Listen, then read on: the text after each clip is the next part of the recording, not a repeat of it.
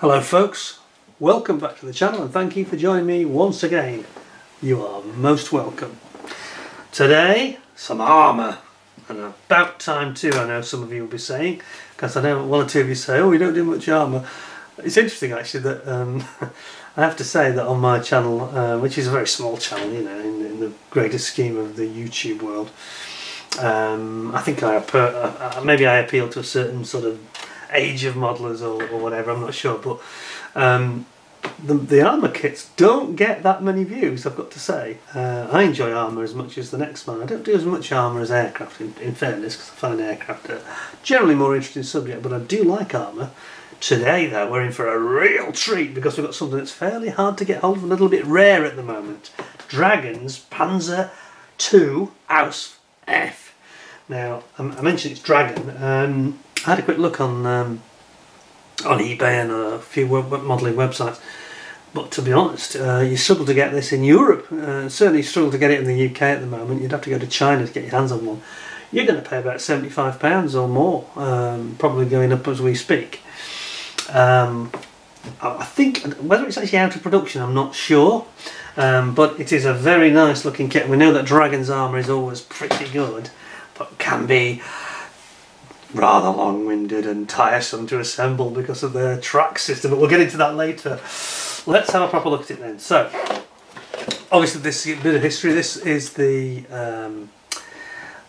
tank that the Germans had, not right at the beginning of the war, but early, I think in 1940 they had it, and they used it quite effectively across Belgium and Holland and into France when they invaded France and basically occupied those countries. So a very successful tank, fairly lightly armoured. The gun I think is a 75mm gun, is it? 30. No, it's a 30 cal gun. It's quite a small gun, isn't it? You can see why later that they moved on to the 75, 76 caliber and 88 caliber guns with the Panthers and the Tigers and all that stuff. And yeah, when I said 75, I was thinking of the Panzer.III, I think, wasn't I? Anyway, let's have a look at this kit. We like Dragon kits. Their tanks tend to be very good, I think. Let's have a looky. So, on the side, you've got this 3D rendering stuff, which I really loathe. I don't know why they all do this. All the Chinese seem to be into this, and I can't stand it. I think it looks terrible. Just show us, you know, either the finished model or, I don't know, the model finished without the paint. I don't care really, but I don't like 3D rendering. Anyway, they're showing the 30 cal gun, the turret, the accurate turret interior, the turret bottom. It says newly tooled, and then there's an MG34 machine gun with its cradle at the end there, and it shows the fenders and the tread pattern, the walking areas on top, all well moulded in. Does it give us any history? It doesn't really give us a history on the side, but okay, so it's 2007 on the box, so it was new tool in 2007, which probably explains why it's no longer easy to get hold of, but I think you can get them from the factory by Chinese suppliers, £75 or thereabouts. So we have to be very careful now, because this is not my kit. Sorry folks, I can't open the bags, especially with it being worth £75, which is quite a lot for a tank kit of this scale. We need to be very careful, so you'll have to bear with me on that. I shall do my best to photograph its many parts as best I can. Oh, magic tracks from Dragon. That'll, if you've got any sleepless nights and you can't get to sleep, this is the perfect antidote for you. Long winter nights, dark, nothing to do, sorted. Yeah, you are going to spend a lot of hours assembling those, I think. Right, let's have a look then. Dragon. Yeah, Dragon is another one of these Chinese manufacturers that are quite good in that they... Oh, it's Dragon USA they're celebrating here. And it's talking about... Oh, okay, so a bit of an inside story. Now, I like this. This is looking cool. Look at this. So they're doing a little bit of like a technical data sheet, a bit of a history lesson. We wanted to produce the ultimate high level of accuracy in this new kit. Design team invested a lot of time. Side exhaust grills on the upper hull is almost unnoticeable, It sits located on the hull side. However, this little exhaust involved lots of effort in terms of trying to reproduce it accurately. The angle it's set at was carefully studied and calculated to ensure the exhaust outlet on this model has been reproduced accurately. Wow, I'm impressed. Okay. So actually, they're not giving you a history lesson. They're giving you a history lesson of how they went about, doing certain things they thought were important. Models will notice that there are various kind of weld seams on this tank to be found. It's well known that the weld seams on German World War II vehicles were very neatly done, and that workmen strictly followed the rules as to which pattern was supposedly used on which parts. Dragon has done its research carefully to ensure these different patterned weld seams are correctly reproduced in the kit. That's good, isn't it? Oh, I like it already. It also says it's small but it's complete. Intricate interior detail to satisfy the needs of diorama modelers. So they've gone to a lot of effort with this kit. So it's a full interior detail. Just doesn't make that overly clear on the box, but they've gone to a lot of trouble here. I won't read it all, but talking about the flush screw heads and the rivets, and they have been faithfully replicated. Wow, they've really pushed the boat out for this. I'm impressed. The Marder II suspension system on the Panzer II. Reuse of parts would have been a lower cost and make the production of the new kit easier. A very convenient notion, but the suspension systems are not identical with the type used with the bump stops on the Panzer II. So we developed a completely brand new bump stop to give, by retooling, with our commitment to accuracy, and retool the suspension to give faithful reproduction of the tank. There you go. Well, that's very impressive. I like it. That's a brilliant start. Blowing their own trumpet a bit, but they probably deserve it, so fair enough. So, what have we got here? Instructions. Again, they don't give you... I do wish, that's the one thing that's missing, isn't it? I wish to give you a bit of history, but anyway. We know this is one of the most prolific tanks of the Second World War. And it served for about 3 years. Well, it says 39 to 45 series. I think it mainly served for the first 3-4 years of the war, and gradually they phased them out because they were getting shot to bits by the likes of the T-34 and the Shermans relatively toward the end of the war. And obviously they needed to use the Tiger and the Panther.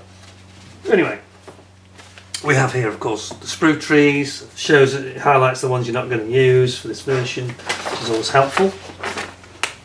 And it's a slightly unusual design. The Chinese have some strange ideas about instructions. But anyway, let's have a look at what we got. Here we go. So you start off building up your drive wheels and your idler wheels, and then your bogey wheels down the side with your bogies, and leaf springs here. Looks good. Looks very good. Doesn't seem to be telling you a huge amount about the paint colours. Some parts seem to have a guide, some don't have a guide. Okay, interesting. Then we've got these bump stops that we talked about in that little leaflet. Shows the colours that they should be. Well, that's good. Then you're building up your rear panel, I think it is, and the towing hook area, and then you start building up your engine, in fact, at the back, and the fuel. Oops, flying across the screen there. Exhaust system, and you've got your exhaust mesh at the back.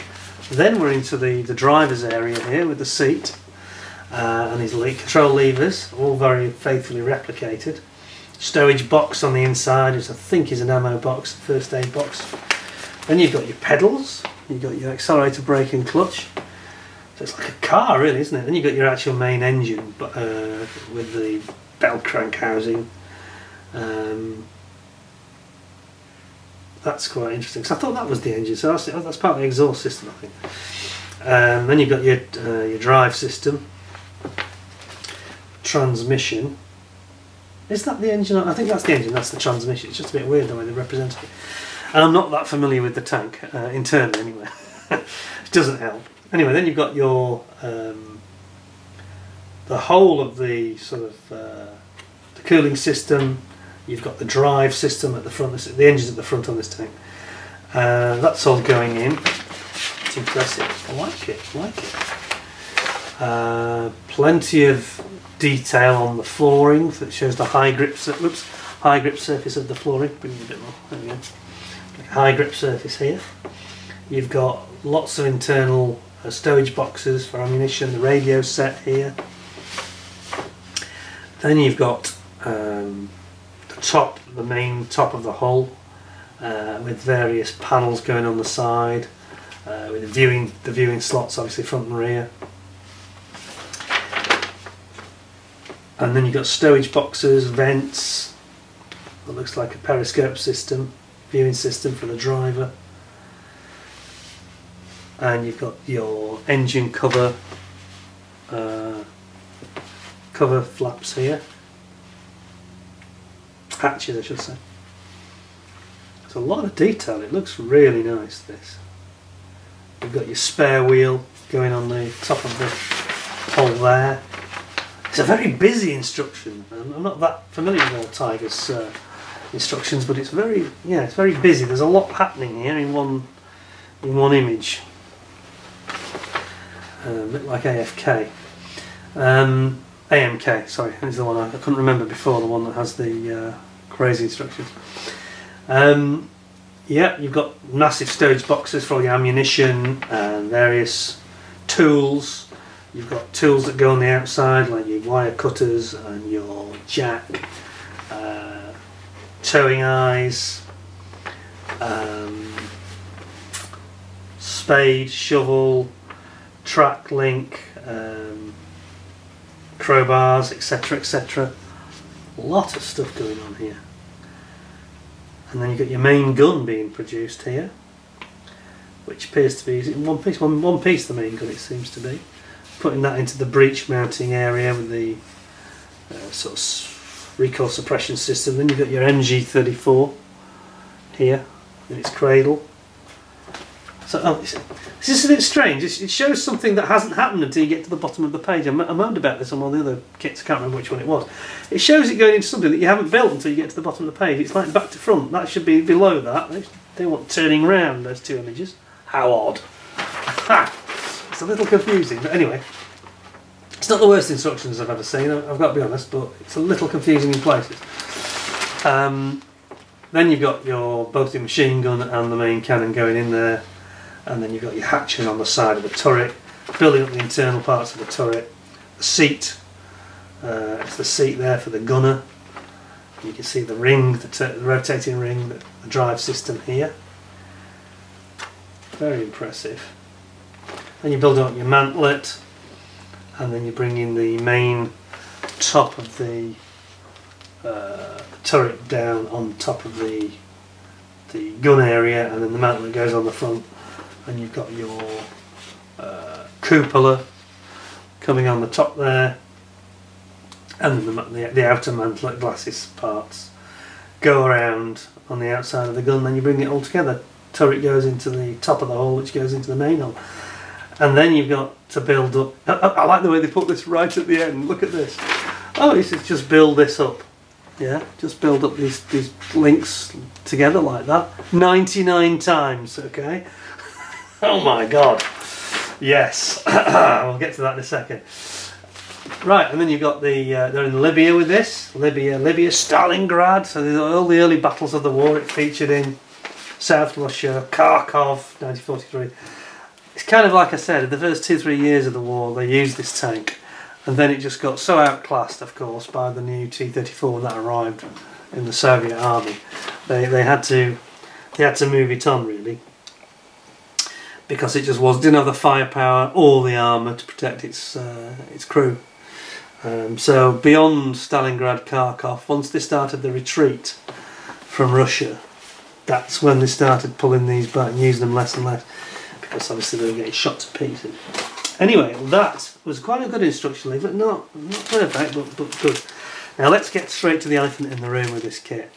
The magic tracks from Dragon. Now if none of you have ever encountered these before, you're in for a treat. They are scary because they're really good. I mean, they're very accurate. Every little pin is replicated. You can see them in the bags. You've got these like pins and rivet system, and you have to interlock them but it's very, very fiddly, and you're going to spend many, many hours doing this, I promise you. Then we have on this separate sheet, now we're not opening the bags as I mentioned, I'm trying to get rid of the fly that's just buzzing in front of me. I can't open the bags in this kit because it is premium and very rare now. But we have here all these other parts. So we've got a lot of lights, for example. You can make these out, little lights. Various clear parts like the periscope, the viewing system for the driver and the gunner, the optical system. And then there's lots of little periscopes, of course, here for them to see out of and look around. Then we've got our little decals underneath, and there are various very small parts all attached to here, and again more periscope parts here. So it's very nicely packaged. I like the way they package it. But the magic tracks are in such a tiny bag. It looks so innocent, but I promise you, you may need, as well as glue and paint, you may need a psychiatrist before this is over. But we move. Very nice. They always represent them very nicely. They look nicely formed, you know. They're not flashy. They don't need to be cleaned up very much. They're just incredibly fiddly. So what we got here?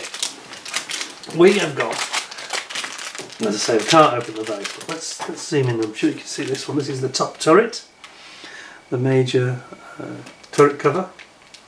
It's got a massive coupe. It's not a very big turret, is it? It's relatively quite small on this tank. I mean, they were a very fast little thing. Did it say what its performance was? I think I glanced over it. Let me just quote that to you. I thought it was on there somewhere. Maybe I missed it. The data sheet. This is where they really need to give us more data. I don't think it tells us. Looking at the leaflet again. They're bragging about all the things they've done to build the kit, but they're not telling us anything about the tank, unfortunately.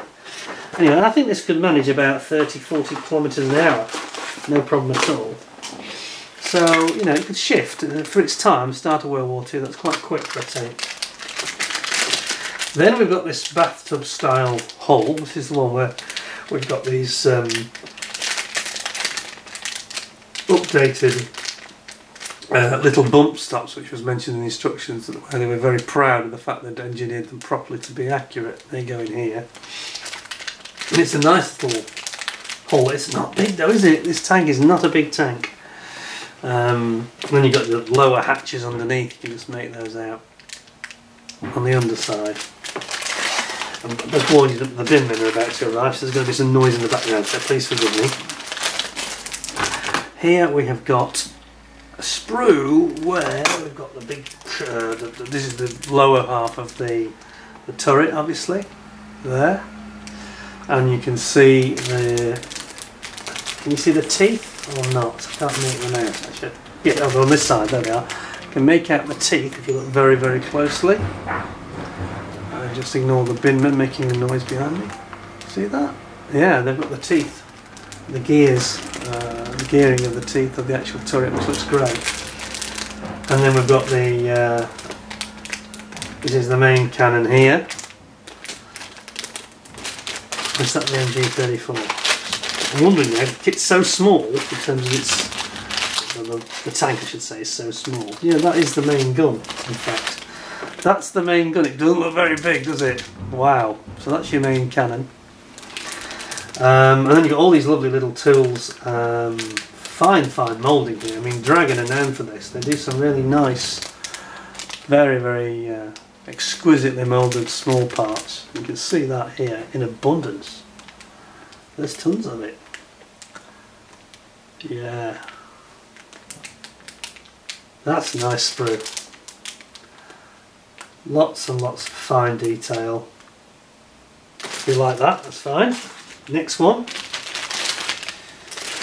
Whoa, which is where we've got the engine and gearbox. This is the engine, I think, here, where my thumb is. And various bits of cupolas and things over here. There's the end of the bell crank housing coming out of the engine there. There we are. Some really nice parts though. There's no flash here at all, not even a hint of it. Beautifully clean moulding.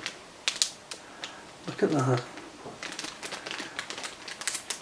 Some of the parts, there's so many parts of a tank interior that, I'll be honest with you, I don't know what they are. There's just so many parts, it's incredible. It leaves you, it's almost like it, have these as a quiz question, say, right, you know, what's this part? It's like, I have no idea. I'm not going to pretend I know. But there are obviously a lot of sides, and there's grills and grates here as well, as you can see. And we've got parts of the exhaust system, I think, there for the rear. But again, you know, that's part of the engine where you got the cylinders. It's a 5-cylinder engine, is that right? I think it is. Wow. Wow. Very, very good. Very, very good. Here we've got, there's a duplicate here where we've got two lots of the sprue. It's the road wheels and the drive and sprocket wheels. Very characteristic Panzer I, Panzer II drive sprocket wheel there. And then you've got the housing where the transmission comes out of the actual hull here.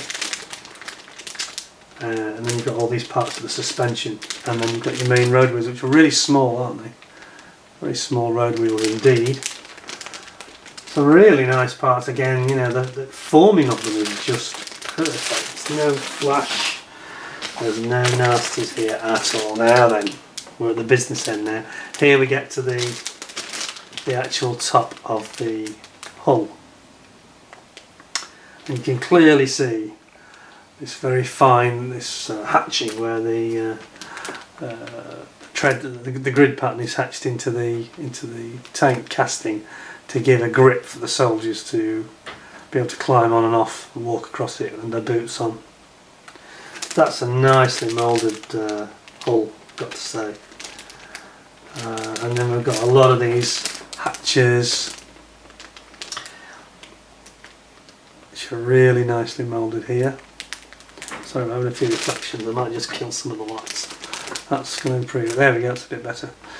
But yeah, there's some really nice, and then you've got the end of these sort of mudguardy pieces that have still got the hatching on for the soldiers to be able to jump up on them and get a grip with their feet. It's a lovely kit. I think it'll make a really nice Panzer II this way. I can fully see why the owner doesn't want me to open the bags. I don't think I would want to crack into this right now. This has got the all the hallmarks of a collector's kit written all over it. I think it's so nice. It's wing that wings quality. This really, really beautifully moulded. Then we have some tools. Let's have a look at these. Yeah, Dragon do some nice figures as well, by the way. I've used Dragon figures. I've got their Normandy Panzer Aces figures. They're really nice. And here we've got a big long spade.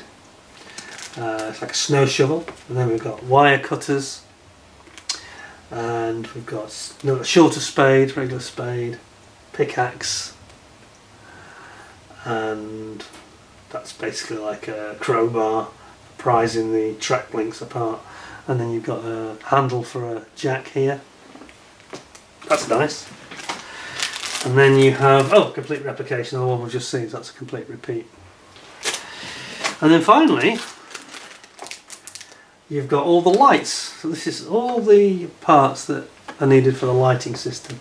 And of course they have these like blackout type lights where it's just a slit. If you can see that, yeah, just like a slit shows through to give a very narrow beam of light, so it doesn't give the tank's position away. Those are beautiful as well. Really, really finely moulded. So sharp, you know. So that is quite impressive, I have to say. I am very, very impressed with that kit. So much so that, no, it's not going to be 10 out of 10.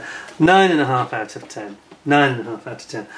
If they gave a bit more data, spent a bit less time bragging about how clever they've been.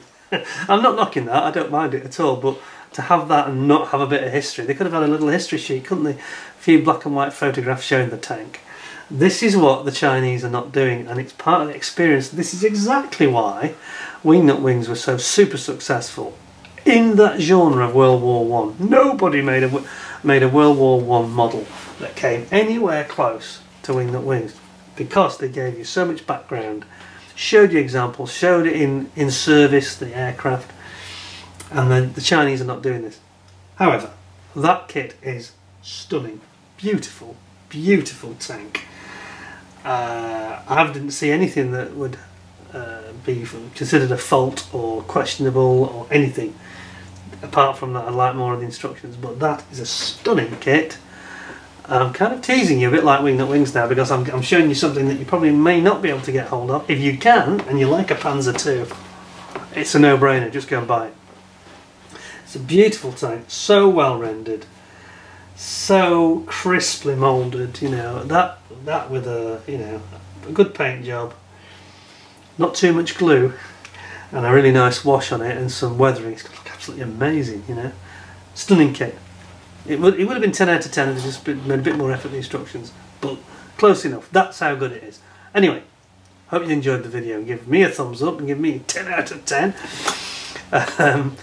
Thank you for joining me. If you haven't subscribed to the channel yet, you probably should, because you'll get lots more examples of kits like this, and some historic talks from time to time as well. If there's something interesting that I can think of that you might enjoy, please, if you are already a subscriber, ding the notification bell, because that way you'll get early warning of any upcoming vids that are imminent in the near future.